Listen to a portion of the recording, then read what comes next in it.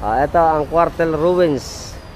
Ito po ay gawa sa mga corals, remains ng mga churches. Dapat na naging kampo ng mga Spaniards, kaso hindi natuloy. Dito sa likod niya, ito, kita yung kalakihan ng dagat dito. Museo Oslob.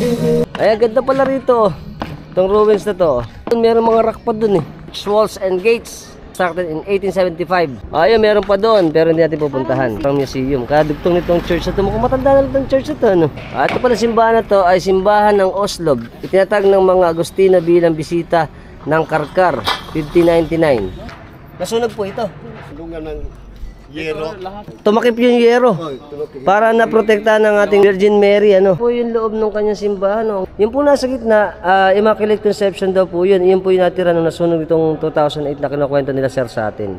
Unti-unti na nilang inaayos uli. Laki. Ito ay isang napakagandang bringing back yung history natin. Very good.